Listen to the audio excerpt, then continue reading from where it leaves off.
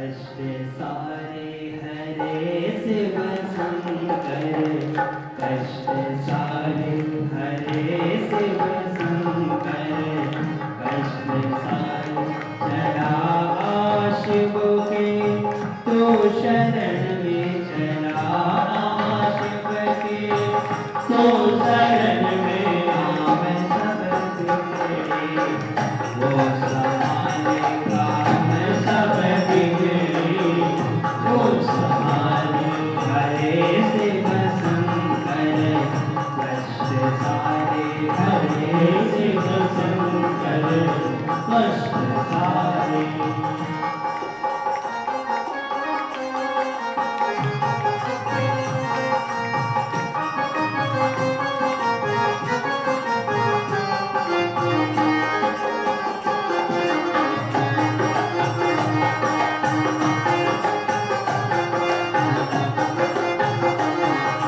जीवन की नैया तेरी है, जीवन की नैया तेरी लगाएंगे शिव ही, वो किनारे लगाएंगे शिव ही, वो किनारे चला शिव के तो शरण में चला शिव के तो शरण में काम सब बिगड़े, शिव संभाले काम सब बिगड़े, वो संभाले हरे शिव शंकर, कष्ट सारे हरे शिव शंकर, कष्ट सारे।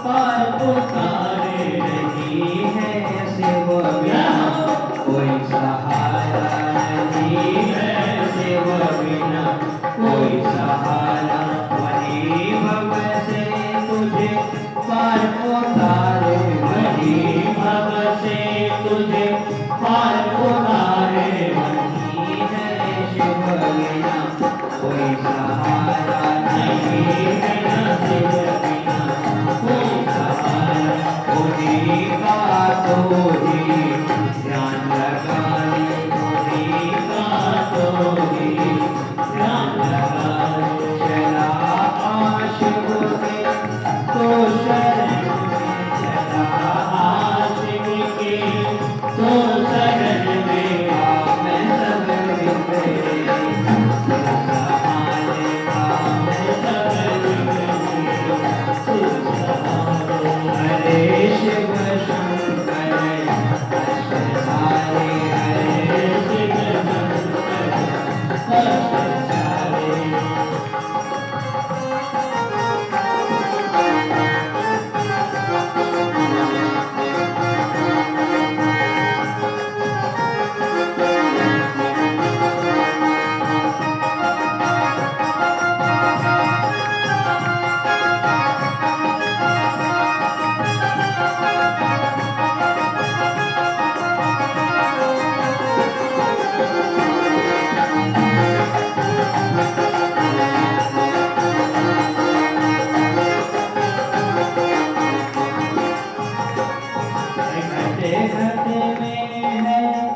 उनकी पूजा है, घट घट में है उनकी पूजा है, घट घट में है उनकी पूजा है, सब भक्तों से शिव का नाता है, सब भक्तों से शिव का नाता है, सब भक्तों से शिव का नाता है, सब भक्तों से शिव का नाता, मैं जब मैं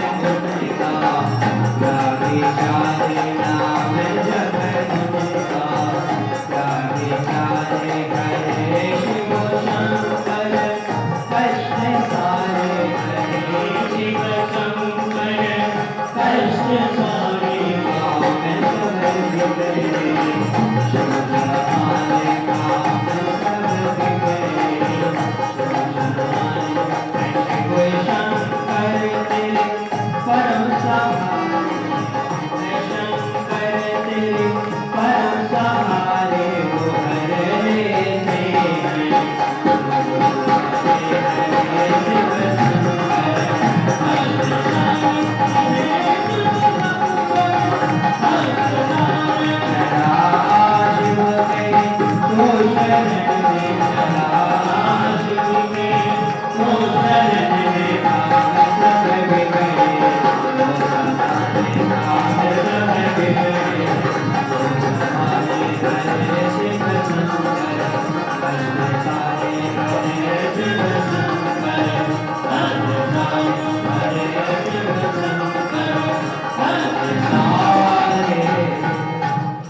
गौरी शंकर भगवान की नमः। पार्वती पतये हर हर महादेव। तो भगवान की कृपा जीवन में, अगर भगवान ने कृपा किया है तो उस कृपा का अनुभव करना चाहिए, उस कृपा का लाभ लें। अगर भगवान ने 4 पैसे दिया है तो उसको भगवान की सेवा में लगाना चाहिए, उसमें कंजूसी नहीं करना चाहिए। अगर दिया है, नहीं दिया तो यथाशक्ति जितना दिया है उसके अनुसार करो। जैसा परमात्मा ने कृपा किया है उसी के अनुसार करो। नहीं दिया तो कम से कम भाव से भगवान का नाम गाइए, उस परमात्मा की कृपा का अनुभव करिए, भजन करिए, कंजूसी नहीं। साफ धरा का धरा रह जाता है, एक दिन संसार को अलविदा कह देना है। बाप दादा भी चले गए, हम भी चले जाएंगे, हमारे भी बच्चे चले जाएंगे, उनके भी बच्चे चले जाएंगे। कोई स्थायी नहीं, कोई शाश्वत नहीं है। शाश्वत केवल एकमात्र परमात्मा है। इसलिए खूब गुणगान गाओ, यही शिव महापुराण की कथा का संदेश। खूब भगवान का भजन कर लो, अपनी करनी बना लो, अपने धर्म खाते को मजबूत कर लो। वहां जाएंगे तो फिर यमराज को हिसाब देना पड़ेगा, फिर पूछेंगे कितना क्या किया, कितना पुण्य जोड़ा है, उसका हिसाब देना पड़ेगा। इसलिए कुछ तो करो। अभी हम लोग सो रहे हैं, प्रायः सोते सोते जीवन चला जाएगा। सतयुग में मनुष्य की आयु 1 लाख वर्ष होती थी। सतयुग के बाद त्रेता आया तो 1 जीरो कम हो गया। त्रेता में मनुष्य की आयु 10,000 वर्ष। त्रेता के बाद द्वापर आया तो द्वापर में मनुष्य की आयु 1000 वर्ष रही। और द्वापर के बाद कलयुग आया तो 1 जीरो और कम हो गया। तो कलयुग में मनुष्य की आयु 100 वर्ष। अब धर्म को कम नहीं करना ना, नहीं फिर 1 जीरो और कम होने पाएगा। फिर 10 वर्ष में कुछ होने वाला नहीं, इसलिए धर्म करो। 100 वर्ष की अवस्था में 24 घंटे में 12 घंटा दिन, 12 घंटा रात्रि। तो 24 घंटे में अगर हम दिन रात्रि को जोड़ेंगे तो हमारे 50 वर्ष दिन हुए, 50 वर्ष रात्रि। 50 वर्ष तो सोने में निकल जाते हैं। अब 50 वर्ष के जो 25 वर्ष शुरू के हैं, बाल्यकाल विद्या अध्ययन में चले जाते हैं। अब केवल 25 वर्ष बचेंगे इस युवावस्था में। युवावस्था में हमें अपना लोक परलोक बनाना है। फिर बुढ़ापे में भजन नहीं होगा, बुढ़ापे के भरोसे मत रहना। आज सुबह सुबह एक सज्जन से बात हुई, कथा में आने की चर्चा हुई। उन्होंने कहा महाराज अभी तो हमारी उम्र ही नहीं हुई कथा सुनने की। उन्होंने कहा भैया कथा की भी कोई उम्र होती है? अरे अभी तो दादा दादी कथा सुनने के लिए जाएंगे, अभी तो हमारी उम्र ही नहीं। मैं आपको बता दूं कथा की कोई उम्र नहीं प्यारे, कोई भरोसा नहीं कि हमारे जीवन में बुढ़ापा आ भी पाएगा नहीं। एक एक पल हमारे जीवन की गिनती के, एक एक श्वासें, किस घटना कब हमारे जीवन में घटना है साफ निर्धारित है। एक सज्जन थे जिनके पास संपन्नता तो बहुत थी, लेकिन जीवन में किसी को कुछ दिया नहीं था, कोई दान धर्म पुण्य नहीं किया था। लोगों ने उसका नाम व्यर्थ में रख दिया दानचंद। कभी कोई दान पुण्य नहीं किया। खूब संपन्नता थी, खूब धन संपत्ति थी, खूब प्रॉपर्टी थी, कोई कमी नहीं थी, लेकिन कभी दान नहीं किया, कभी पुण्य नहीं किया, कोई धर्म का काम नहीं किया, कोई पूजा पाठ नहीं किया। तो लोगों ने व्यंग में ही दानचंद नाम कह दिया। दानचंद दानचंद के नाम से पुकारने लगे। पत्नी ने भी कहा, सब लोग व्यंग में दानचंद कहते हैं, कम से कम कुछ तो धर्म का काम कर लो। कहा ठीक है, जा रहा हूँ गंगा स्नान करके आऊंगा, कुछ धर्म का काम हो जाएगा। 12 किलोमीटर दूर गंगा जी थी। तो गंगा जी में गया तो कैसे गया? पैदल गया। वाहन से जाएंगे तो किराया लगेगा, खर्चा लगेगा। तो खर्चा के डर के कारण दानी दानचंद पैदल गया। और जब पैदल गया तो गंगा स्नान भी किया। तो कहाँ किया? मुर्दा घाट। अगर यहाँ स्नान करेंगे तो पंडा बैठे रहते ना, रक्षा सूत्र बांधेंगे, टीका लगाएंगे, कुछ देना पड़ेगा। तो देने के चक्कर में मुर्दा घाट में स्नान किया, जहाँ कोई नहीं जाता, कभी कभी लोग जाते। मुर्दा घाट में गए स्नान करने के लिए। तो भगवान ने कहा आज हम दानी दानचंद को छकाते। भगवान वहीं पंडा बन करके पहुंच गए और मानव वेश में आए, कहने लगे यजमान की जय हो। दानी दानचंद जी ने कहा यहाँ भी नहीं छोड़ा, ये तो मुर्दा घाट है। भगवान कहते हैं हमारे यहाँ ऐसे ऐसे भक्त आते हैं, एक एक भक्त साल में आता है, इतना दे देता है कि साल भर में आगे नहीं पड़ता, साल भर का खर्चा पूरा हो जाता है। दानचंद जी ने कहा हमने तो कभी किसी को दिया नहीं, इसलिए हमसे तो कुछ उम्मीद मत रखना। पंडा बने भगवान कहते आज तो देना ही पड़ेगा। आज दानी दानचंद जी फंसे पंडा के चक्कर में, आज तो देना ही पड़ेगा। दानचंद जी कहते हमारे पास कुछ है नहीं। भगवान कहते कोई बात नहीं, घर में तो है, उधार दे दो, हम कभी वहीं लेने के लिए आ जाएंगे। भगवान भी परीक्षा ले रहे। कहा ठीक है, एक थैला मैं आपको उधार दे रहा हूँ। एक थैला माने एक पैसा, पुराने जमाने में पैसे चलता उतने बहुत होता है। एक थैला उधार देने के लिए दानी दानचंद जी ने कहा। दानी दानचंद जी पैदल गए गंगा जी और पैदल वापस भी आए। 24 किलोमीटर पैदल आने जाने में बड़े थक गए, आराम कर रहे थे। इतने में पीछे पीछे पंडा बने भगवान पहुंच गए। दरवाजा खटखटाया, यजमान की जय हो। पत्नी निकली दानचंद जी की, कहा जी महाराज दानी दानचंद जी हैं? हाँ हैं। तो उनको कहो कि पंडित जी आए हैं। पंडा बने भगवान पहुंच गए। दानी दानचंद जी ने विश्राम कर रहे थे। पत्नी ने कहा किसी को कुछ देने के लिए कहे थे क्या? हाँ वो आए हुए हैं। अच्छा इतना जल्दी आ गए? उनको भी बड़ी जल्दी पड़ी। जाओ कहो दानचंद जी भी बीमार है। पत्नी गई और पत्नी ने कह दिया क्षमा करना बाबा, फिर कभी आ जाना, अभी हमारे पति देवता बीमार है। पंडा बने भगवान कहते बताओ हमारा यजमान है और बीमार है, हम ऐसी अवस्था में कैसे छोड़ करके चले जाएं? कम से कम देख तो ले कैसी हालत है। दौड़े दौड़े फिर से पत्नी देवी आई, कहने लगे वो तो आपको देखना चाहते हैं। कहा बड़ा विचित्र ब्राह्मण मिला। दानचंद जी ने कहा जाओ कह दो मर गए। दानचंद जी ने कहा जाओ कह दो दानचंद जी मर गए। अब पत्नी कैसे पति को कह देती मर गए? कहा देवी कहने में क्या जाता है, एक थैला तो बच जाएगा। एक थैला के चक्कर में कहने से थोड़ी कोई मर जाता है, जाओ कह दो। पत्नी ने झूठा आंसू बहाते हुए गई। कहा महाराज क्षमा करना, वो तो भगवत धाम को प्रस्थान कर गए, अब फिर बाद में कभी आ जाना। पंडा बने भगवान कहते हे भगवान हमारा दानचंद यजमान था और वो भगवान के धाम पर स्नान कर गया था, तो हम कम से कम उसके अंतिम संस्कार में तो रह जाएं, कम से कम उसके अंतिम संस्कार में तो सम्मिलित हो जाएं। अब तुम कहाँ जाओगी, किसको बताओगी? हम पूरे समाज को बता करके आते हैं कि दानचंद जी भगवान के धाम को प्रस्थान कर गए। पंडे बने भगवान पूरे गांव में पूरे मोहल्ला में आवाज लगाई, दानचंद जी का शरीर पूरा हो गया, अब तो चलो उनके संस्कार में सबको चलना है। पूरा गांव एकत्रित हो गया। इधर दानचंद जी फंसे। दानचंद जी ने श्वास की गति को रोक लिया। पड़ोसी आए, ले जा करके राम नाम सत्य है राम नाम सत्य करते करते शमशान घाट ले गए। पीछे से अपार जन समूह। दानचंद जी श्वास की गति रोक रखी। जैसे चिता में रखा गया, मुखाग्नि देने ही वाली थी, भगवान को भी लगा कि दानी तो बहुत बोले लेकिन बड़ा अटपटा भक्त आ गया।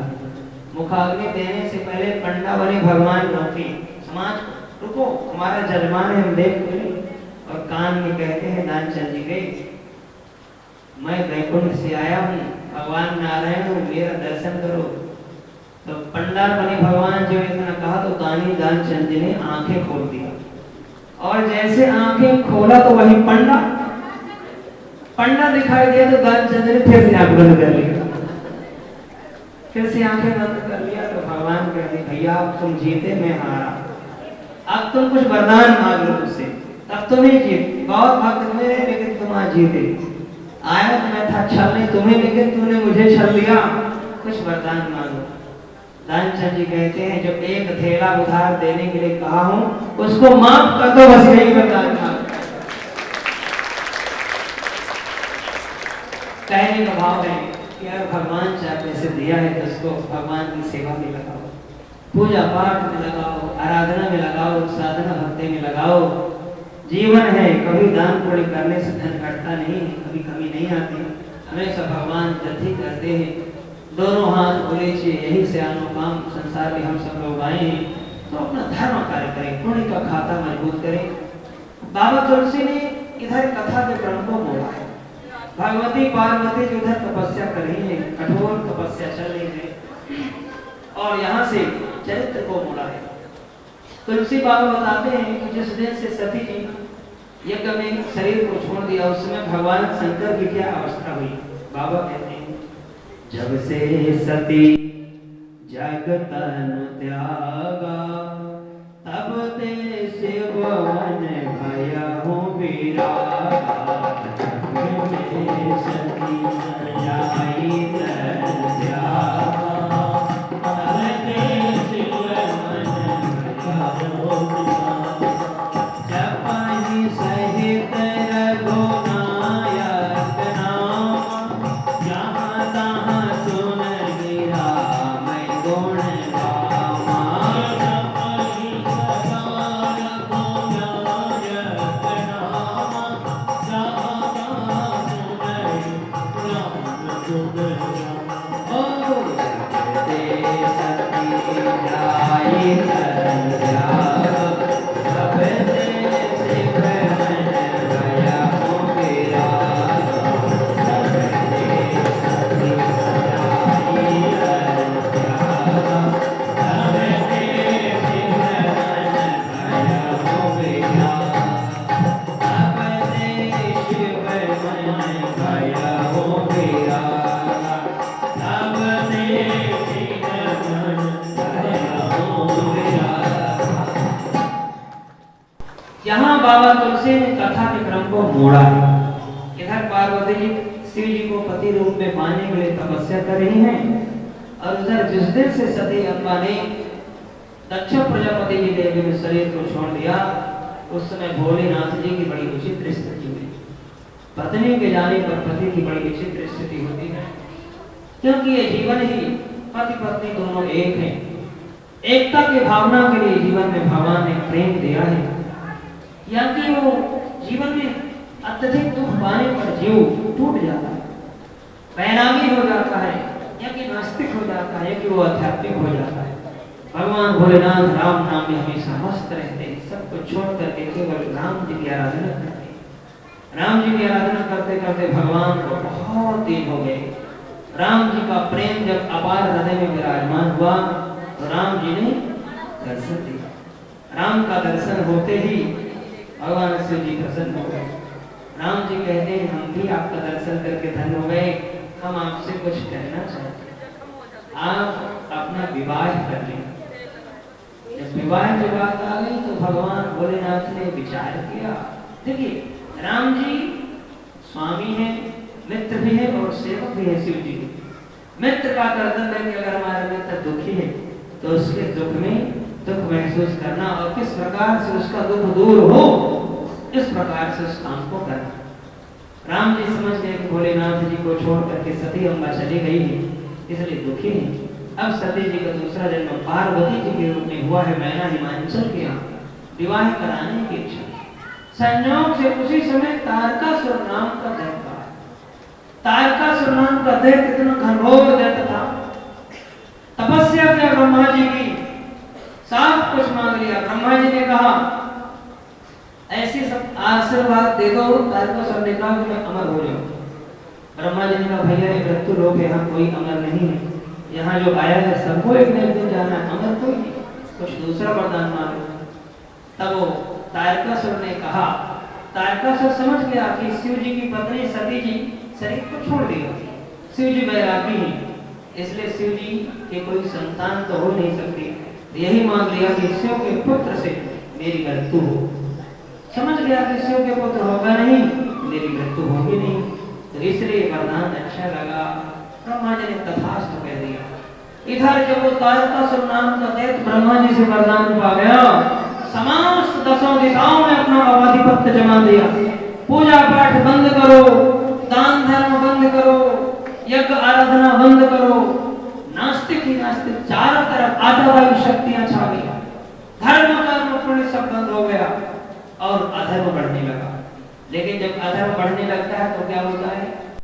जब जब हो ये धर्म की हानि, जब जब हो ये धर्म की हानि, जब जब हो ये धर्म की हानि, जब जब हो ये धर्म की हानि, पार नहीं असुर अधम अभिमानी, पार नहीं असुर अधम अभिमानी, तब तब धरि प्रभु विविध शरीरा, तब तब धरि प्रभु विविध शरीरा, तब तब धरि प्रभु विविध शरीरा, तब धरि प्रभु विविध शरीरा, हरि कृपा निधि सज्जन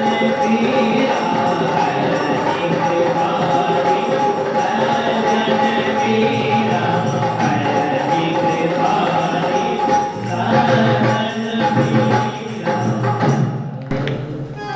जब हमारे इस धर्म में ठेस पहुंचने लगती है, आतताई शक्तियां बढ़ने लगती हैं, तो पृथ्वी मैया गौ माता का भेष बना करके भगवान श्रीवन नारायण के पास जाती है और कहती है इस प्रकार से अत्याचार होता रहेगा तो मैं रसातल को चली जाऊंगी। भगवान नारायण आश्वासन देते हैं, देवी चिंता मत करो, मैं आने वाला हूँ। और बहुत जल्दी भगवान विप्रजेन सुर संत हित लीह मनुज अवतार, निज इच्छा निर्मित तनु माया गुण गोपाल। गौ ब्राह्मण संत की रक्षा करने के लिए भगवान अवतार लेते हैं। तारकासुर का अधिपत्य हो गया, धर्म कर्म पूजा पाठ बंद होने लगी, आध्यात्मिक शक्तियां नष्ट होने लगी, आताताई शक्तियां जब दैत्य शक्तियां बढ़ने लगी, उस समय देवी देवता सब घबराए। देवताओं का राज्य छिन गया, दैत्यों का राज्य हो गया, अधर्म अत्याचार होने लगा, पाप ही पाप होने लगा। सब देवी देवता घबराए, समस्त दिक्पालों को जीत लिया है तारकासुर, विध्वंस मचा दिया, तांडव मचा दिया। जब इस प्रकार से अत्याचार करने लगा, तब भगवान राम ने भोलेनाथ से निवेदन किया, आप अपना विवाह कर लीजिए। भगवान कहते हैं कि मुझे विवाह करने की इच्छा नहीं थी, लेकिन आप हमारे इष्ट हैं, इसलिए आपकी आज्ञा को मैं टाल भी नहीं सकता, आपकी आज्ञा सिरोधार्य। भगवान राम मुस्कुराए, नहीं, हमारी आज्ञा को सिर पे मत धारण करिए, क्योंकि आपके सिर में जटाओं में गंगा है, कहीं गंगा के साथ हमारी आज्ञा भी बह गई तो फिर तारकासुर का उद्धार कैसे होगा, कैसे विवाह होगा, कैसे संतान उत्पत्ति होगी। फिर क्या करें? हमारी आज्ञा को हृदय में धारण करें। हृदय में तो हमेशा राम नाम रहते हैं, इसलिए वही हमारी आज्ञा भी रहेगी। तथास्तु कहते हैं। ऐसे ही उसी समय संयोग से घटना घटी और भगवान भोलेनाथ ने विवाह की इच्छा रखी। सप्त ऋषि आ गए। सप्त ऋषियों से भगवान शंकर ने कहा, एक बार सती जी ने गड़बड़ी किया, सती जी ने भूल किया। सती जी ने कौन से भूल किया भोलेनाथ के साथ? पहले भूल किया, अगस्त जी के आश्रम में कथा सुनने के लिए गई, तो कथा में अगस्त जी ने खड़े होकर के भगवान शंकर को प्रणाम किया। सती जी की पहली भूल यही माना कि ये कोई वक्ता है जो श्रोता को प्रणाम करती है, ये कथा सुनाने से डर गए, इसलिए श्रेष्ठ वक्ता नहीं, हमारे भोलेनाथ ही महादेव ही सर्वश्रेष्ठ हैं। और कथा में मन संशय में हो गया और फिर सन से आत्मा विनश्यति, मन में अगर संशय हो गया तो कार्य की सिद्धि नहीं होती, मन भटकता है। सती जी की दूसरी भूल, भगवान राम पर संदेह किया। राम ब्रह्म नहीं हो सकते। भगवान शंकर ने समझाया था, देवी सती ये राम जी की लीला हो रही है, राम लीला है, वो ब्रह्म है। रामो विग्रहवान धर्मो, राम सच्चिदानंद दिनेशा, राम तो जगत पिता परमात्मा। लेकिन सती जी को बिल्कुल भरोसा नहीं।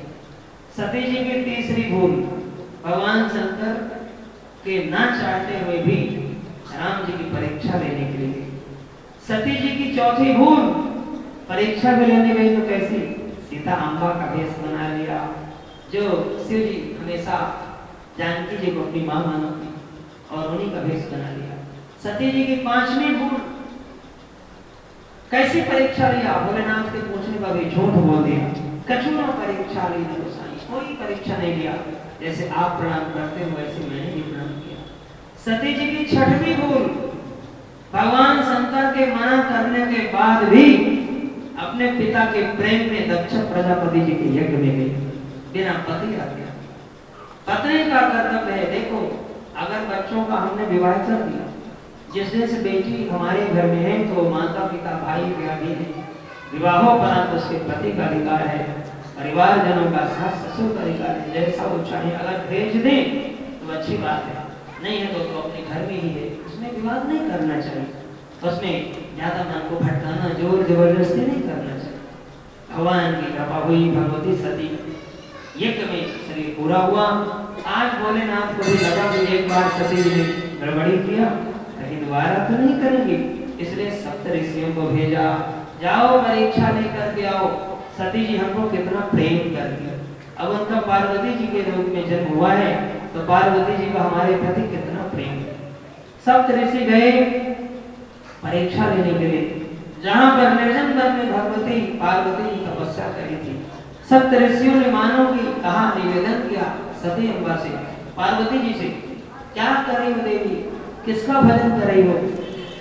पार्वती जी कहती हैं, भगवान शंकर को पति के रूप में पाने के लिए प्रार्थना कर रही हूँ।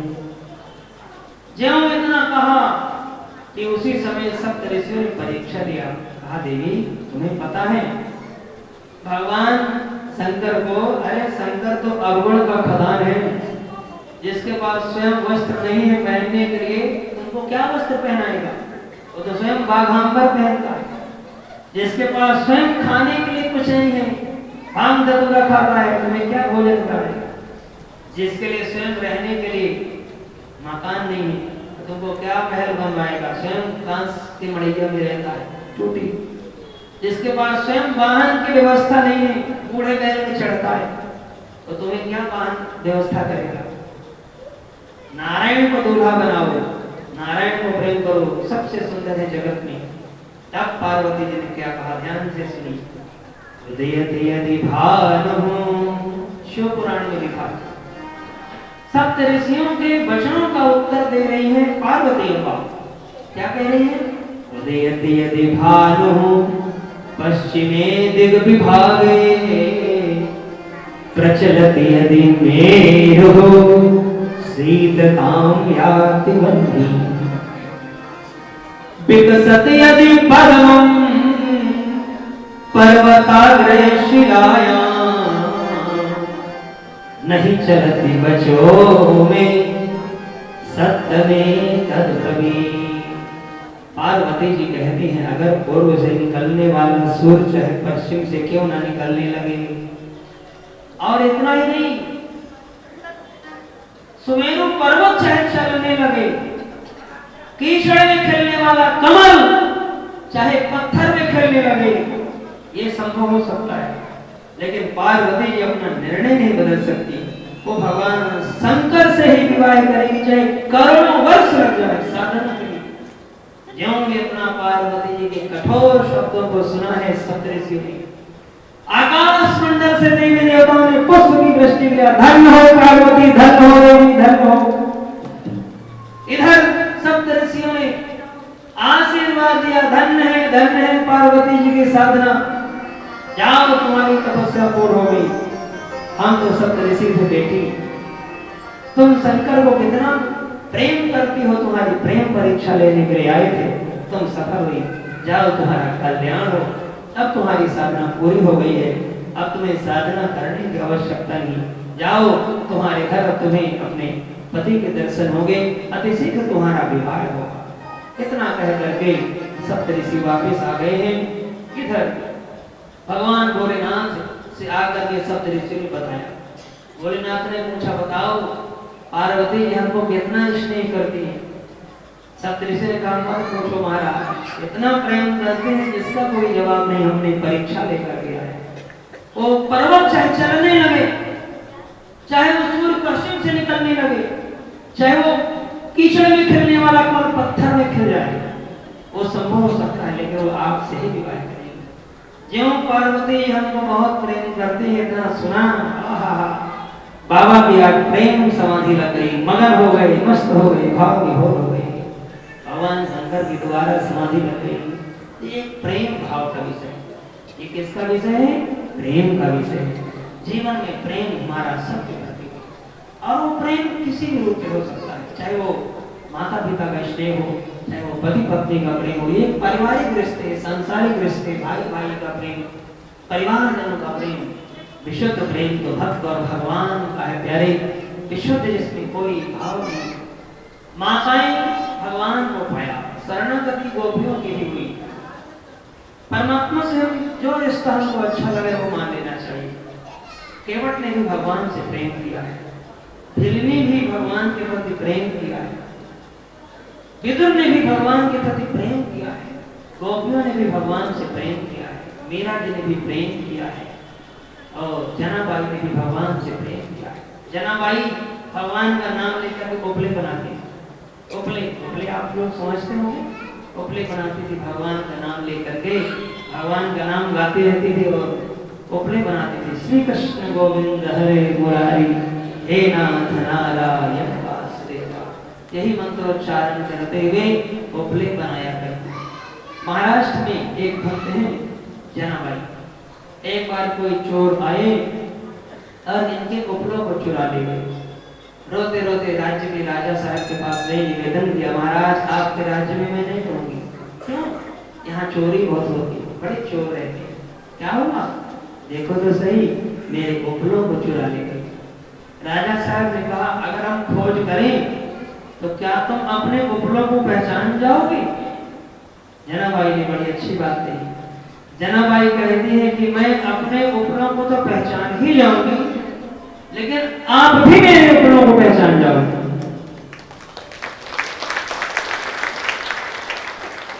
राजा ने कहा, ऐसे क्या तुम्हारे उपलों में पहचानी? जनाबाई कहते हैं कि जो मेरे उपले होंगे उसमें श्री कृष्ण की आवाज आती होगी। जब इतना कहा तो राजा साहब खोज करने के लिए चले। सभी उपलों को ऐसे कान में लगाते थे और सभी उपलों को कान में लगाते हुए जनाबाई के उपलों को खोजते खोजते चले। सचमुच जो जनाबाई के उपले थे उसमें श्री कृष्ण की आवाज आ रही थी। प्रेम प्रफुल्लित हो गया। राजा साहब चले, प्रभाव विभोर हो गए, चरणों में गिर गए, प्रार्थना किया, धन्य हो देवी, तुम्हारे जैसी भक्त मेरे यहाँ रह करके मेरा जीवन धन्य हो गया। तो भाव के साथ आई प्रभु को मनाते हैं और गाते हैं। परमात्मा के प्रति हमारा प्रेम बढ़े और निवेदन करें कि हमारा प्रेम जो भी है वही रहे। मेरा जैसे नहीं हो सकता, राधा जैसे नहीं हो सकता, मेरे पास कुछ नहीं है, केवल भाव है, भाव ही आपको चढ़ा रहा है। नामे मीरा नामे राधा, हमारा प्रेम भगवान के प्रति समर्पित हो। हम कुछ नहीं दे सकते, परमात्मा को केवल एक प्रेम ही दे सकते हैं। बहुत देर से आप लोग शांति से बैठे हो, आइए थोड़ी देर भगवान को भाव के साथ मनाते हैं और हम सबका प्रेम भगवान के प्रति बढ़े से मस्ती में झूमते हुए सब लोग गाते हैं। और क्या कहना है? ओ नामे मीरा नामे राधा, नामे मीरा नामे राधा, फिर भी श्याम को पाना है, फिर भी श्याम को पाना है। पास हमारे कुछ भी नहीं है, पास हमारे कुछ भी नहीं है, केवल भाव चढ़ाना है, केवल भाव चढ़ाना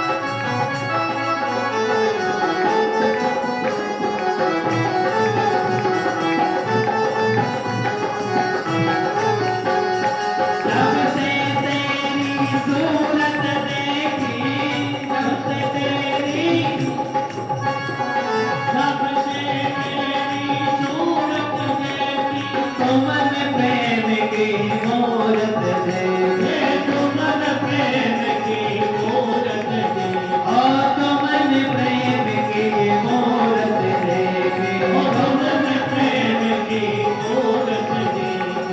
अपना तुम्हें बनाना है, अपना तुम्हें बनाना है, अपना तुम्हें बनाना है, अपना तुम्हें बनाना है। नाम मीरा नाम राधा, नाम मीरा नाम राधा, फिर भी शाम को पाना है, फिर भी शाम को पाना है। पास हमारे कुछ भी नहीं, पास हमारे कुछ भी नहीं, पास मेरे को कुछ भी नहीं, पास मेरे को कुछ भी नहीं। केवल भाव चढ़ाना है, केवल भाव चढ़ाना है। नाम मीरा नाम राधा, नाम मीरा नाम राधा।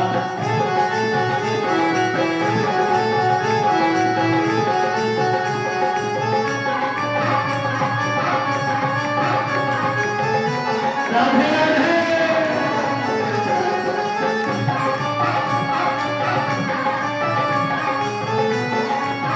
अनुहार राधे राधे।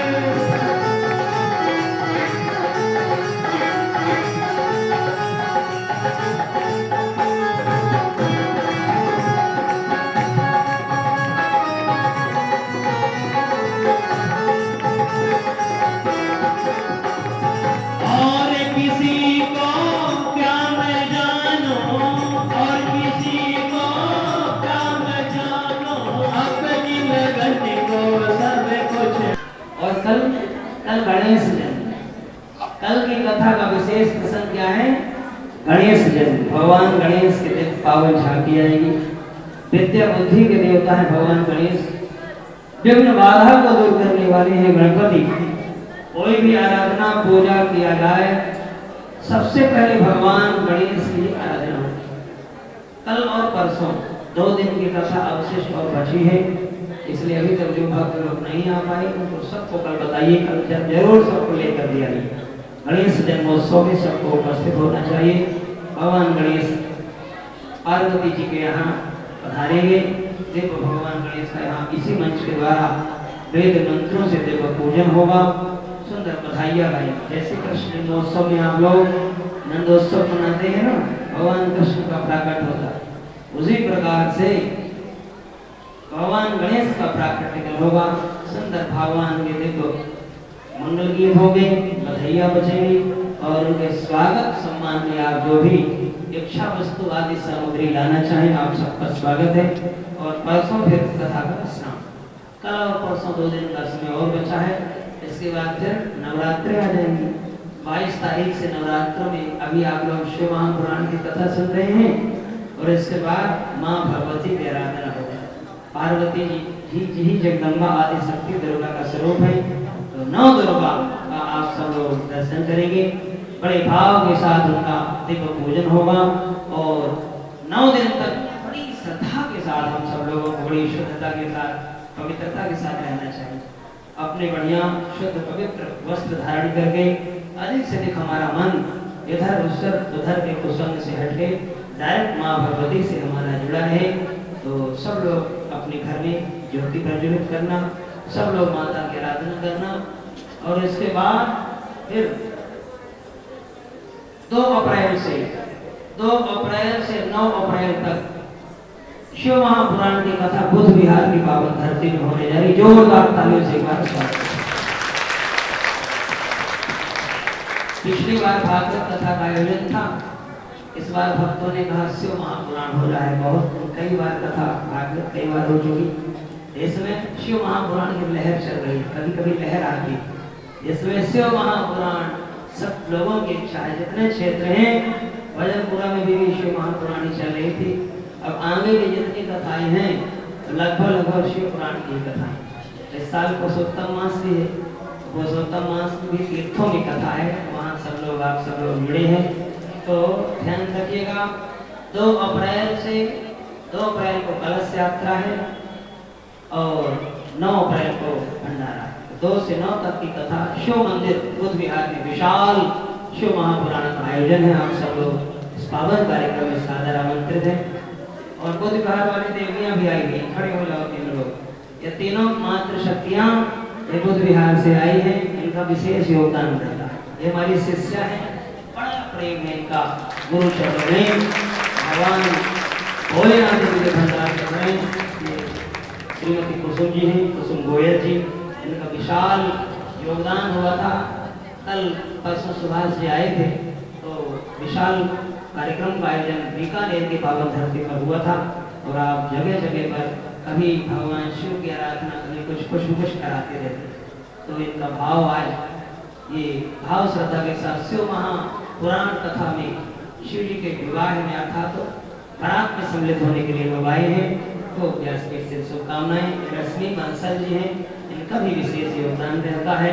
और ये श्रीमती नीलम शर्मा जी हैं, इनका विशेष गुरु चरणों में बड़ी प्रीति है। हमेशा ये लोग आते जाते रहते हैं, गुरु परंपरा से जुड़े हैं। भगवान खूब इनके भंडार को भरे। तो ध्यान रखिएगा 2 अप्रैल से 9 अप्रैल तक शिव महापुराण में आप लोगों को भी जानकारी दे दें। कल कार्यक्रम निश्चित हुआ। ये लोग जो है बड़े स्नेही, बड़े प्रेमी हैं, विशेष योगदान रहता है। तो वहाँ भी आप लोग आनंद करोगे। तो यहाँ भी आनंद हो रहा है और वहाँ भी आनंद हो रहा है। तो जहाँ जाओगे वहाँ आनंद ही आनंद होता रहेगा।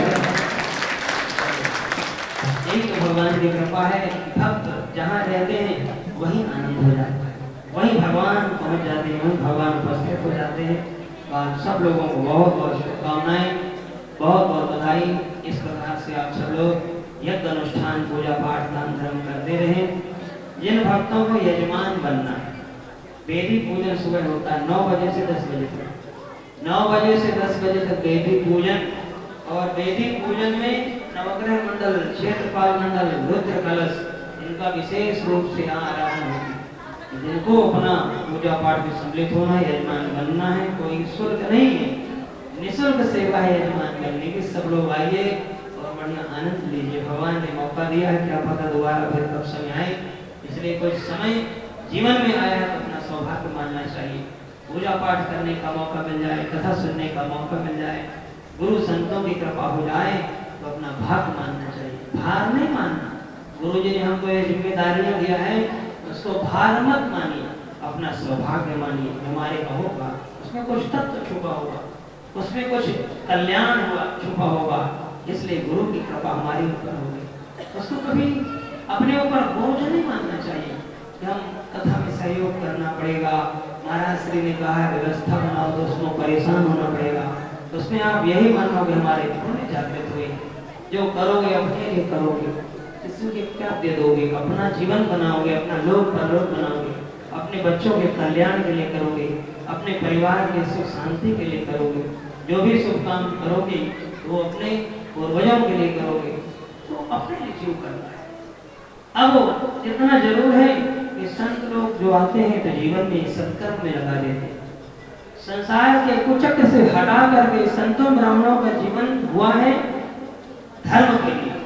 संतों ब्राह्मणों का अवतार ही हुआ है सनातन धर्म की रक्षा करने के लिए। ब्राह्मणों का कर्तव्य है उद्धार करना समाज, वो तो अपना काम करेंगे। अब उसको आप चाहे भार मानो या जिम्मेदारी मानो, जो भी मानो, और काम सब हो जाते हैं। कोई भी काम शुभारंभ कर दिया जाए, ठाकुर की कृपा है। कोई भी काम, हमने तो जंगल में ऐसे अनेकों कार्यक्रम भी लोग हमारे साथ भी रहते हैं, ऐसे बैठ गए और ऐसी कृपा हुई, पता नहीं कहाँ से आता है, कहाँ से कितनी व्यवस्था भगवान बना, जंगल में मंगल। एक बार की बात है, एक समय हमारी शुरुआत हो रही थी कथा की। श्री गणेश ने कथा प्रारंभ किया। पहले दिन की कथा में ढंग से कलश यात्रा भी नहीं हो पाई, कोई व्यवस्था नहीं, मौसम खराब हो गया, व्यवस्था खराब हो गई। पहले हम यज्ञशाला को सजवाते थे, बड़ा विशाल यज्ञशाला फूलों से सजाई गई व्यवस्था बनी, उसी में कार्यक्रम हुआ, यज्ञ था। कई ब्राह्मण देवता थे, साथ में थे हमारे संगीताचार्य थे। कथा प्रारंभ हुई। बनारस की बात, चंदन जी आपने बनारस की बात, वहाँ कार्यक्रम शुभारंभ हुआ। 6 दिन की कथा हो गई, अंतिम सभा और बची, खर्चा लंबा था कार्यक्रम का। एक व्यक्ति आया, ऐसे छज्जे से देख रहा था, पूछा महाराज कथा कौन करा रहा है? मैंने कहा ठाकुर जी कृपा करें, करा रहे। कितना खर्चा लगेगा? मैंने कहा खर्चे तो बहुत हैं, आप क्या कर सकते हैं? अरे महाराज जो आपकी कृपा हो, जो आप कहें। हमने कहा ब्राह्मण विद्वान है, संगीताचार्य है, ये सब साउंड आदि की व्यवस्था है। उन्होंने अकेले अंतिम सभा बची कथा की, ध्यान से सब लोग सुनो, भगवान का चमत्कार। श्रद्धा और भक्ति से जो काम किया जाता है तो भगवान कैसे कृपा करते हैं। वो व्यक्ति अकेले, कोई लेना न देना, न कोई आना न जाना, जान न पहचान, अकेले वो व्यक्ति आया। घबराने लगे ब्राह्मण देवता पंडित लोग, जब महाराज के पास जब कुछ आ ही नहीं रहा तो देंगे कहां से? हमने कहा चिंता न करो, भगवान की ऐसी कृपा है कि विश्वास होना चाहिए, विश्वास हो भावना है। इतनी तो व्यवस्था ठाकुर ने बनाई दी है, आप लोगों की व्यवस्था हो ही जाएगी, कोई कार्य न करे। वो व्यक्ति अकेले पूरे कार्यक्रम की जिम्मेदारी, लाखों रुपए की जिम्मेदारी अकेले निभाया। फूलों से बढ़िया से सारा सजवाया। हमने कहा आप फूल मंगा दो, और खुश हुआ। अपने आप बढ़िया सजावट, बढ़िया पूरी व्यवस्था हुई, बड़े भाव के साथ कार्यक्रम अकेले सफल बनाया। कहने का भाव ये है कि कोई भी काम निष्ठा और श्रद्धा से किया जाता है, उसमें भगवान को भी कोई रूप लेकर के आ जाते हैं भक्तों के पास, और अपना काम अपने आप करा लेते हैं। इसलिए अनेकों कथाएं ऐसी हुई जहां किसी से कोई लेना न देना, तो भगवान अपने आप पूरा कराते हैं। तो कभी किसी को भार नहीं मानना चाहिए कि हम नहीं करेंगे तो काम नहीं होगा। ये आपकी दृष्टि के दोष, या आपकी सोच में दोष। भगवान का काम कभी रुकाया आज तक? कभी नहीं रोकता। शुरुआत कर दो, अपने आप प्रभु पूरा कर दे। हाँ, श्रद्धा हो, भाव हो, समर्पण भाव से, समर्पण भाव से किया गया काम भगवान अपने आप माध्यम बना लेते हैं। जिसके भाग में होगा वो जजमान करेगा। भगवान जिसकी सेवा देते हैं, जिसकी चाहे उसी की सेवा कथा में लगेगी। कोई कितना भी देने कभी प्रयास करें, फिर वो दे भी नहीं पाएगा, क्योंकि उसकी सेवा भगवान स्वीकार ही नहीं करते। तो अपना अहोभाग मानना चाहिए, अपना कृपा मानना चाहिए, गुरु कृपा, संत कृपा, भगवत कृपा मानना चाहिए कि भगवान ने हमको मौका दिया है। तो आप सब लोग खूब उत्तरोत्तर वृद्धि करो, आपके जीवन में खूब ठाकुर जी भंडार को भरे, खूब खुशियों को भरे। आइए भाव श्रद्धा के साथ पावन दर्शन की ओर चलते हैं। बोले शंकर भगवान की। भगवान भोलेनाथ समाधि में बैठे हुए थे। कठोर समाधि भगवान शंकर की प्रेम समाधि लगी। और प्रेम समाधि क्यों लगी? वो इसलिए लगी कि पार्वती अम्बा हमको बहुत स्नेह करती हैं। पार्वती जी के प्रेम को देख करके भोले बाबा की प्रेम समाधि लगी। और उसी समय तारकासुर नाम का समस्त देवताओं को जीत लिया। देवी देवता सब घबराए। अब क्या करना चाहिए? देवताओं ने एकत्रित हुआ, मीटिंग सभा लगाया, ब्रह्मा जी के पास गए। महाराज, तारकासुर के प्रताड़ित से हम परेशान, हमारा राज्य छिन गया, वैभव छिन गया, क्या करें? भगवान ने कहा चलो सब लोग मिलकर के नारायण के पास चलते हैं। सभी देवी देवता मिलकर के श्रीमान नारायण के पास गए। नारायण ने कहा एक उपाय, कामदेव को कहो भगवान शंकर की समाधि तोड़ी। जब शंकर की समाधि टूटेगी तो भगवान शिव का विवाह होगा। जब विवाह होगा तो उनसे संतान हो, जो संतान होगी वही तारकासुर को उद्धार करेगी। वरदान था। कामदेव को बुलाया गया। कामदेव जी से कहा आप ही भगवान शिव की समाधि तोड़ सकते। कामदेव घबरा गया। शंकर जी की समाधि को तोड़ना माने अपने प्राणों को बाजी लगाना। देवताओं ने समझाया कोई बात नहीं, अगर एक के मरने से लाखों करोड़ों का जीवन बच रहा हो तो एक को मर जाना चाहिए, समाज कल्याण के लिए। नहीं जगाओगे तो विवाह नहीं होगा शिव जी का, तारकासुर को वंशी सबको मार डालेगा। इसलिए भगवान शंकर की समाधि को तोड़ने के लिए कामदेव जी चल रहे हैं, आगे की ओर चल रहे हैं। जैसा बाबा तुलसी कहते हैं, तारक असुर भयहु तेहि काला, तारक असुर भयहु तेहि काला, भुज प्रताप बल तेज विशाला, भुज प्रताप बल तेज विशाला, नहीं सब लोक लोक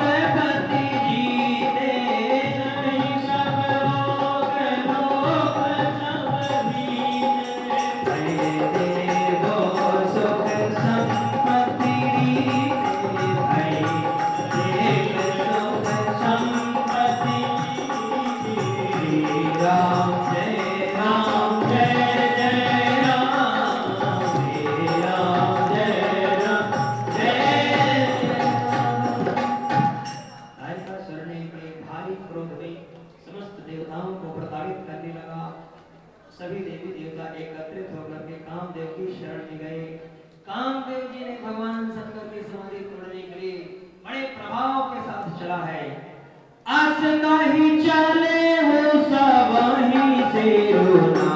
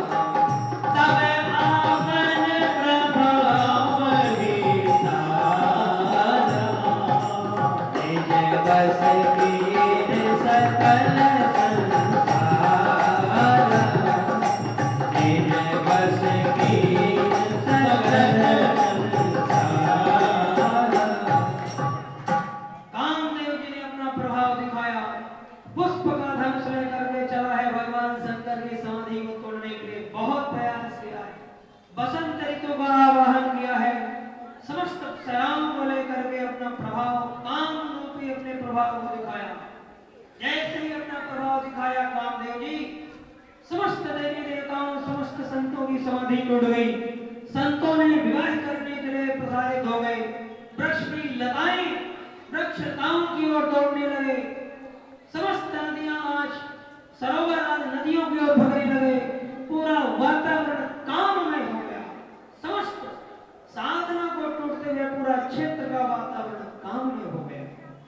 लेकिन भगवान शंकर की समाधि नहीं टूटी। जब भगवान शिव की समाधि नहीं टूटी तब बहुत प्रयास किया। कामदेव जी बड़ा लज्जित हुआ। कामदेव जी ने सोचा कहीं ऐसा तो नहीं कि मेरा मान सम्मान समाप्त हो जाए। कल के दिन लोग कहेंगे कि कामदेव जी ने अपना प्रभाव दिखाया लेकिन फिर भी समाधि को नहीं तोड़ पाया।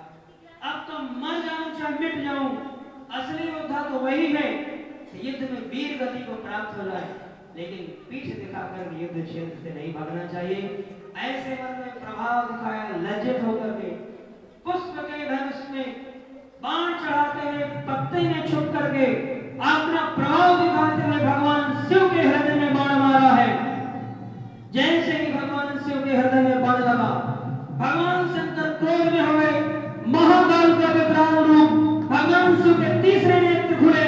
तीसरे नेत्र खोलते ही कामदेव जी भस्म हो गए।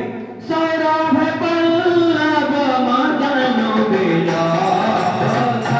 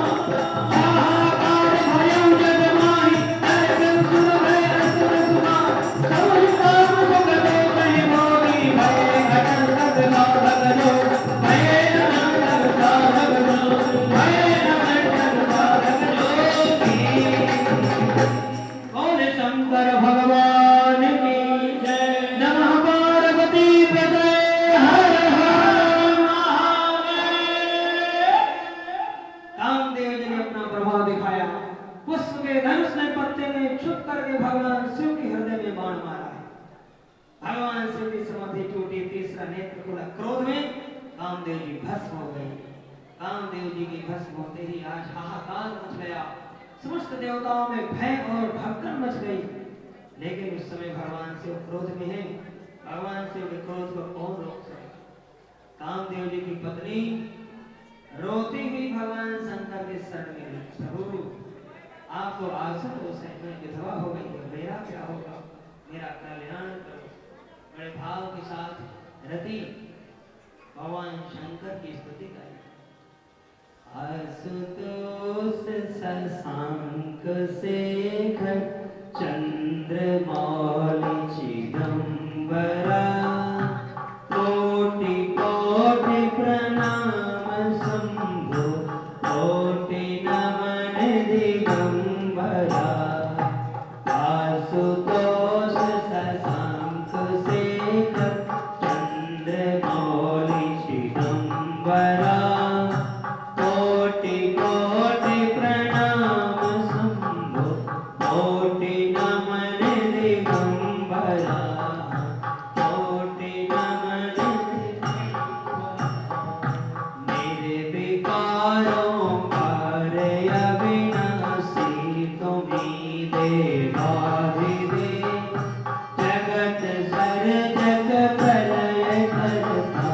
शिवम सत्यम सुंदरा शिवम सत्यम सुंदरा आशुतोष शशांक शेखर चंद्रमौलि चिदंबरा कोटि कोटि प्रणाम शंभो कोटि नमन दिगंबरा कोटि नमन निरंकार स्वरूप कालेश्वर महायोगीश्वरा दयानिधि दानेश्वराज जटाधार भयंकरा जटाधार भयंकरा शूलपाणि त्रिशूलधारी अवघड़ी महाबली जय महेश त्रिलोचनाय विश्वनाथ विशंभरा विश्वनाथ विशंभरा हाथ नागेश्वर हरो आप सात अभिशापनम महादेव महान भोले सदा शिव शिव शंकरा सदा शिव शिव शंकरा जगति पति अनुरक्त भक्ति सदैव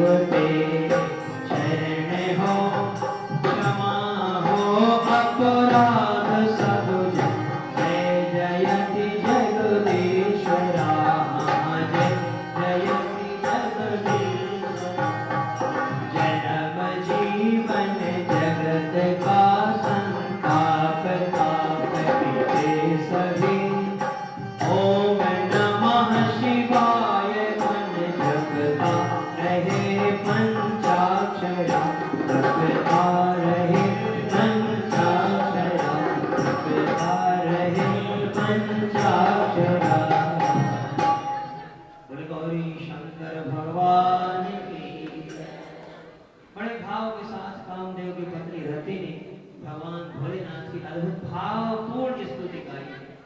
भगवान शंकर का क्रोध शांत हो गया, भगवान शंकर प्रसन्न हो गए और प्रसन्न होकर के मेरे भोले बाबा ने कृपा किया, भगवान शिव ने दया की और पर भाव के साथ पुष्टि में रति कि अब मैं क्या करूं, मैं कहाँ जाऊं, मेरा कोई सहारा नहीं है।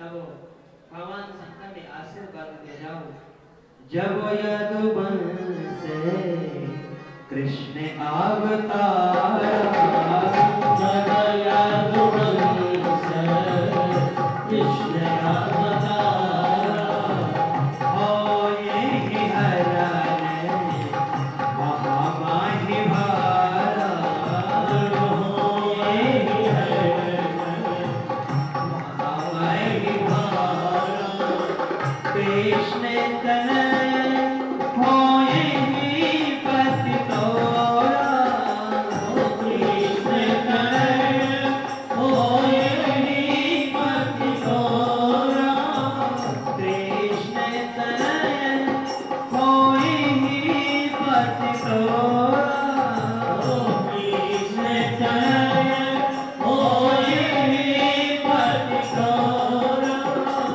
वचन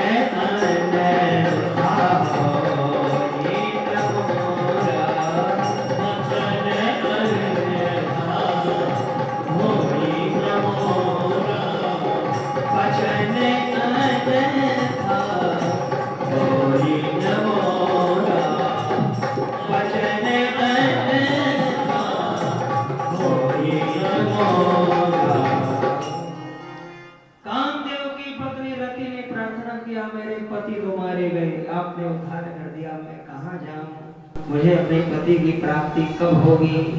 आप भगवान भोलेनाथ खुश हो गए। आशुतोष नाम है ना, आंसू माने जल्दी, तोष माने प्रसन्न होना, बहुत जल्दी प्रसन्न हो जाते। अभी कितने क्रोध में थे, महाकाल का विकराल रूप, लेकिन रति ने प्रार्थना किया, वो प्रसन्न हो गए। प्रसन्न होकर के आशीर्वाद दे दिया। जब यदुवंश में जब कृष्ण अवतार में भगवान कृष्ण के पुत्र हो गए प्रद्युम्न, प्रद्युम्न का हरण सम्रासुर सम्रासुर नाम का दैत्य प्रसूति घर से ही ले जाएगा, ले जाकर के बच्चे को समुद्र में फेंक देगा।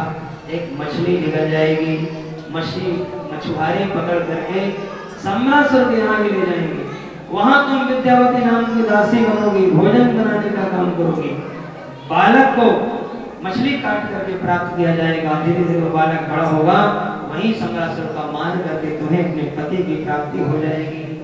आज से मेरा आशीर्वाद है, जाओ तुम्हारे पति कामदेव सबके मन में निवास करेंगे। भगवान भोलेनाथ ने आशीर्वाद प्रदान किया है, प्रति प्रसन्न हो जाते हैं। इधर चारों तरफ देवी देवताओं ने प्रसन्न हो गए, कहने लगे महाराज बहुत दिन हो गए हम किसी की बारात में नहीं गए, हमारी इच्छा है कि आप अपना विवाह कर लीजिए, हमको बारात में जाने का मौका मिले। देखिए देवता लोग कितने स्वार्थी होते हैं, अपने फायदे की बात करें। देवता लोग चाहते हैं कि भगवान शंकर जल्दी से विवाह कर ले, तो इनके बेटा हो जाए, और वही कार्तिकेय सम्रासुर को मार देगा। इसलिए कहते हैं किसी की बारात नहीं देखे बहुत दिन हो गए, बारात में जाने की इच्छा है, आप अपना विवाह कर लीजिए। भगवान भोलेनाथ स्वीकृति प्रदान कर देते हैं। तिथि लग्न महोत्सव सुंदर शुभ घड़ी आई, भगवान शिव की विवाह की। देखिए आज तो भोले बाबा का विवाह हो रहा है, हम सब लोग बधाइयां गाएंगे बड़े धूमधाम के साथ। भगवान शिव की बारात में सबका स्वागत, और एक एक करके सब लोग आएंगे। भगवान का यहाँ देव पूजन होगा भोलेनाथ का, पार्वती जी का यहाँ पर चरण पूजन, और पार्वती जी को मैना और हिमांचल भोले बाबा को समर्पित करते हैं। कल की कथा का विशेष प्रसंग गणेश उत्सव, भगवान गणेश का प्राकट होगा, हम सब लोग दर्शन करेंगे, बहुत अच्छा लगेगा। दो शब्द श्रीमती सुनीता जी अपना भाव प्रस्तुत करेंगे। पंडित जी माइक दीजिए, ये हमारी शिष्या है। नहीं माइक ले लो, थोड़ा सब सुन लेंगे। भाव, दो शब्द भाव।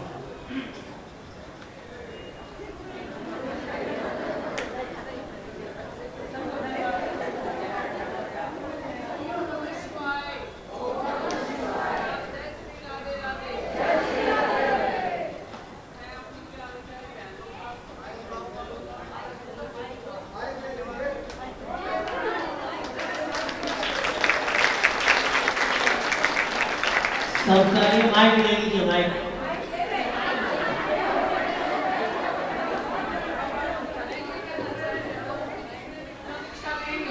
हमारे गुरु जी से ले सकते हैं। हमारे गुरु जी का जयनगर में आश्रम बन रहा है, जिस बहन ने भी सहयोग करना हो, जितना भी जैसी सुविधा हो कर सकते हो।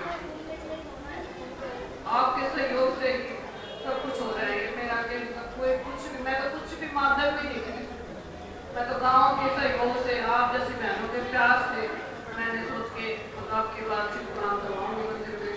देख मेरी बहनें मेरा कितना सहयोग करती हैं। मैं अपनी बहनों का हार्दिक स्वागत करता हूँ। मैं सोचती हूँ हर साल हमारे दादा मंदिर में ऐसी ही कथा होती रहे, वो सब बहनें भी गए, फिर ऐसे ही साथ देखते रहे। जिसने भी गुरु दीक्षा लेनी हो गुरु जी से सुबह ले सकते हैं। हमारे गुरु जी थी तो भी नहीं है अपने ही भक्तों, क्यों? क्योंकि उनसे भगवान बहुत प्रेम करते, धीरे धीरे उन्हें सुधार हो जाए, इसलिए भगवान दुख देते। कुछ भक्त लोग भगवान से शिकायत करते हैं, हमने इतनी पूजा पाठ किया फिर भी हमको दुख मिला। ध्यान रखिए, अगर आपको दुख मिला तो मानिए कि आपका अच्छा समय आने वाला। अरे जब दुख हो जाएगा तभी तो सुख आएगा। जब हमारे जीवन में हमेशा सुख ही सुख रहेगा, हमारे जीवन में कभी दुख नहीं आएगा, तो हमें उस दुखों जो दीन दुखिया है उनका अनुभव कैसे हो?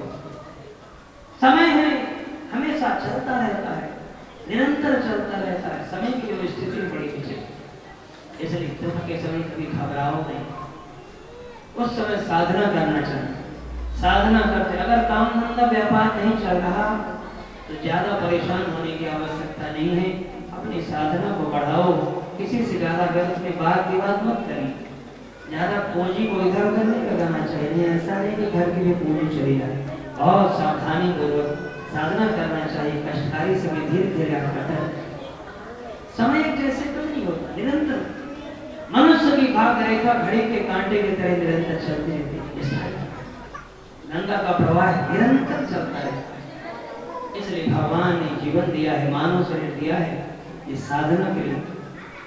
संसार की चिंता को हटाइए और भगवान के चिंतन को बढ़ाइए, यही कथा है। अपने मन को भगवान से जोड़ो, जितना हो सके भजन करो, अपने समय को सदुपयोग करिए। मानव जीवन दोबारा मिलने वाला नहीं, इसलिए संत लोग बार बार यही कहते हैं, कुछ तो कर लो, कुछ तो अपने लिए जोड़ो और जीवन में अभिमान को छोड़िए। अगर भगवान ने कृपा किया है तो भगवत कृपा का अनुभव कराओ, किसी की सेवा करें, दीन दुखियों की सेवा कर सके, नहीं कर सकते तो उनको कटु वचन भी ना कहें। सब प्राणियों में परमात्मा का वास है। अगर हमने किसी भक्त का अपमान कर दिया तो भगवान नाराज हो जाते हैं। भगवान कहते हैं अहम भक्त पराधीन, मैं अपने भक्तों के अधीन हूँ, मैं अपना अपमान सह सकता हूँ, अपना अपमान भले चल जाए, भक्त का मान न टलने पाए। भगवान बड़े दयालु है, भगवान बड़े दयालु है। भाव बोले बाके बिहारी लाल की जय, आनंद कंद भगवान की जय। एक राधा कृष्ण का भजन, नाचने वाला भजन। हमारी बहन जी का पैर जो है दर्द ठीक हो जाएगा। जय हो। अरे मंदिर लागी रोशनी बुझाओ कैसे,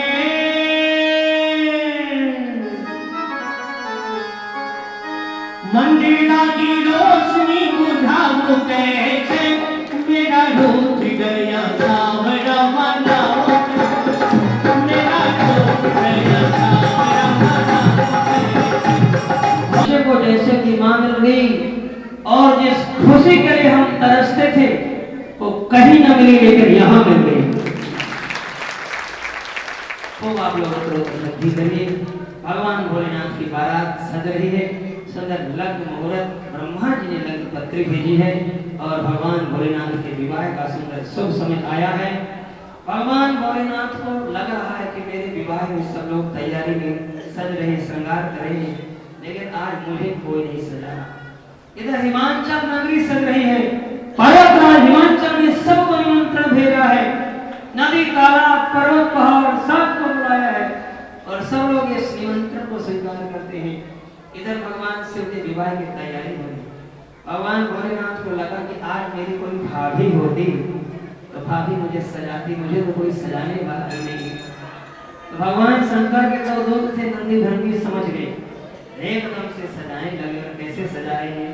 शिव ही शंभु बन करहि श्रृंगारा, जटा मुकुट कहि मोर सवारा। शिव ही शंभु बन करहि श्रृंगारा, जटा मुकुट कहि मोर सवारा। कुंडल कंकण पहिरे प्याला, तन विभूति पटके हरि छाया। जसि ललाट सुंदर सिर गंगा, नयन वीर उपवीर भुजंगा। करल कंठ मुरधर सिर माला, हसिर भेष शिवधाम प्रकाला। करम सोल अरुण बलु विराजा, जगे बसहु जग पायहि माला। देख सिधर सुरभिय मुख मान, बलदायक दुलहिन जगमान। विष्णु विरंज आदि सुर गाना, चरि चरि वाहन गदे बराना। सुर साज सब भांति अनोखा, नहीं बरात गुणहान रूपा। श्री राम जय राम जय जय राम, श्री राम जय राम जय जय राम। बोले गौरी शंकर भगवान की जय। नंदी धर्मी भगवान शंकर का श्रृंगार कर रहे हैं। भगवान शिव के गण तैयार हो गए और एक गण कैसे सजा रहा है भगवान शंकर को? दूल्हे का सबसे श्रेष्ठ क्या होता है? मुकुट। मोर लगा करके जब दूल्हा जाता है तो लोग कहते हैं दूल्हा तो यही है, इसलिए मुकुट की बड़ी महिमा। अब मुकुट नहीं है भगवान शंकर के पास, तो मुकुट कहाँ मिले? एक सर्प को पकड़ करके नंदी भंगी ने ऐसे लपेटा और ऐसे मुकुट बना दिया, भगवान शंकर का मुकुट धारण कर लिया। अब 3 नेत्र तो है ही, भगवान शंकर के गले में सर्प की माला है, ये उनका आभूषण है। सहज भाव के साथ जब दूल्हा जाता है तो चैन आदि पहन करके जाता है।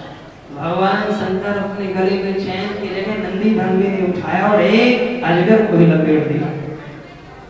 अब भगवान शंकर का श्रृंगार करते करते भूत प्रेत बेताल सबको भगवान ने बुलाया, सबको आमंत्रित किया। भूत बेताल नंदी भृंगी जितने जीव जंतु पशु पक्षी नदी तालाब सबको शिव बारात के लिए आमंत्रित किया है।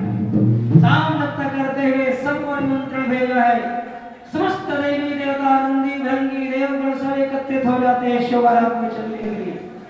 और भगवान शंकर में दूल्हा कितना सजता है, कई घंटे लग जाते हैं। पाउडर नहीं मिला पाउडर लगाने के लिए, नंदी भृंगी ने चिता की भस्म को उठाया और पूरे शरीर में चिता की भस्म को ही लेप कर दिया है और अपना श्रृंगार सजाते हुए बड़ा भाव के साथ इस पावन प्रसंग का दर्शन करते हुए आगे की ओर यात्रा हो रही है। किसी के एक भी मुख नहीं है, भगवान शंकर की कैसी बारात, किसी के एक भी मुख नहीं है।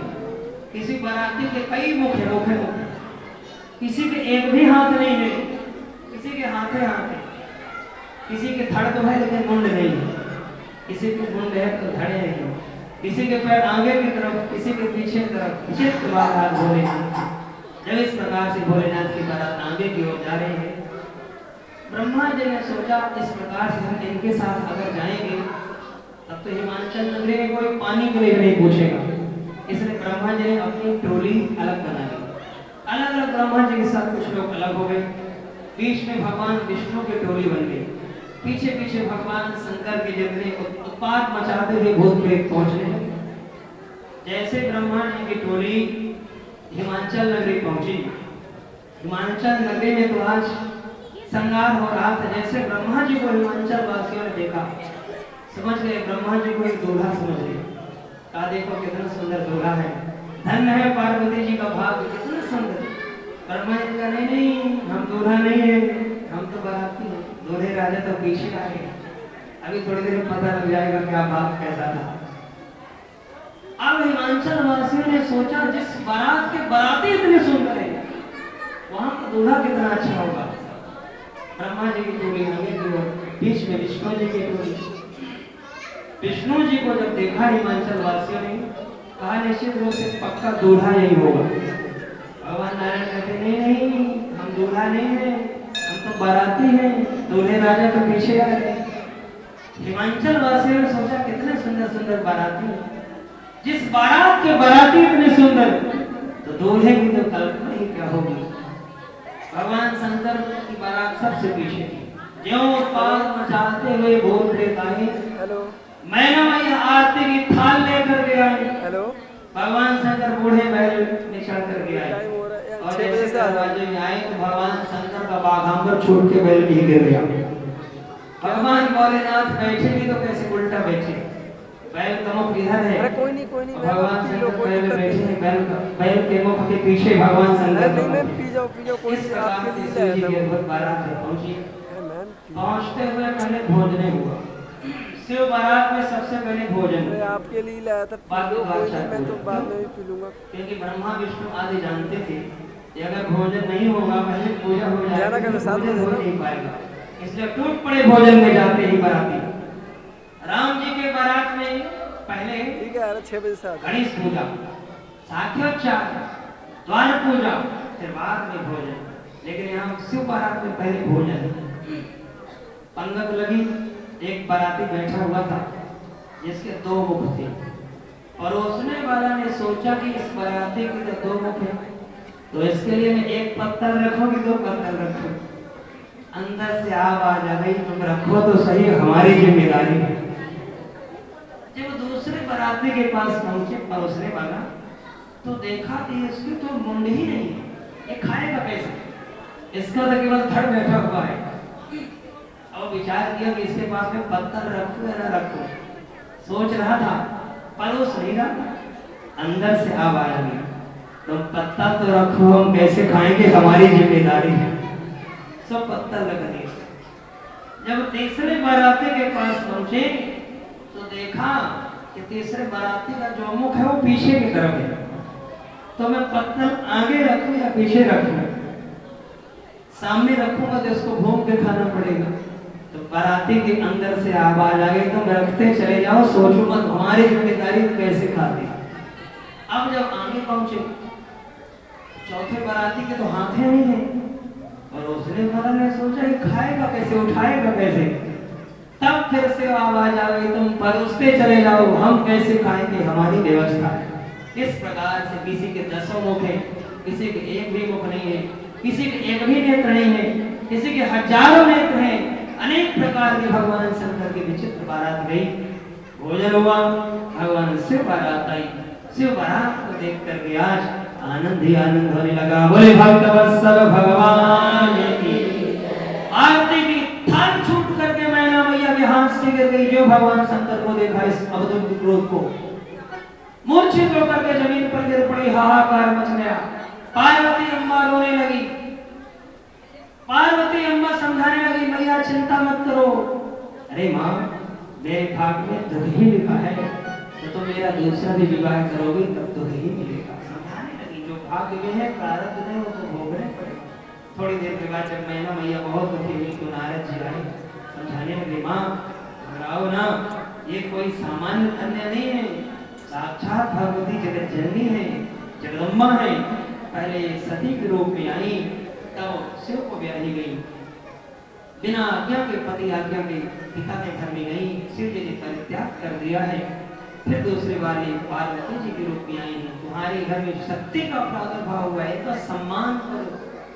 देखिए, पता सब कुछ है, लेकिन जब तक कोई समझाने वाला श्रेष्ठ गुरु न मिले तब तक जीव समझ नहीं पाता।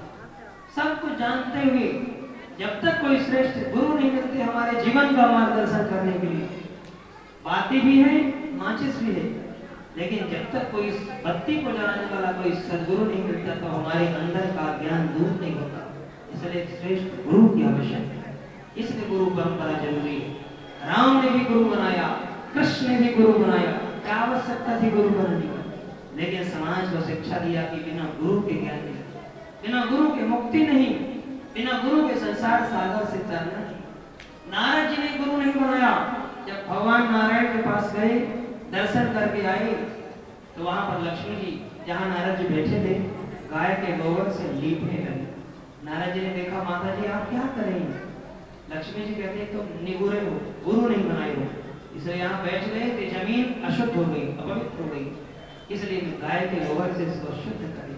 तब तुरंत नारद जी गुरु महिमा को समझ करके गुरु धारण किया।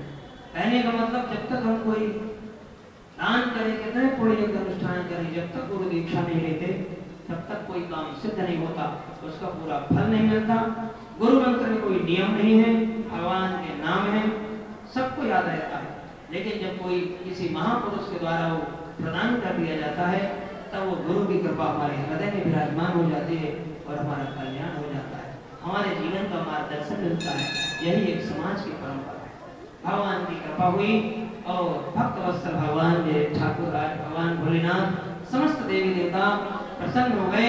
पुनः गणेश पूजन प्रारंभ हुआ, साख्योपचार हुए और अंत तो भगवान भोलेनाथ ने माता पार्वती जी का पाणी ग्रहण किया। बोले गौरी शंकर भगवान की जय। नमः पार्वती पतये हर हर महादेव। अब भगवान भोलेनाथ की दिव्य बारात आ रही है, सब लोग बधाइयां गाएंगे, आनंद के साथ नृत्य करते हुए सब लोग सुनाएंगे। शांति के साथ जिनको नृत्य करना है अपने स्थान पर खड़े होकर के नृत्य करते रहेंगे। आइए भाव के साथ मंगलाचार्य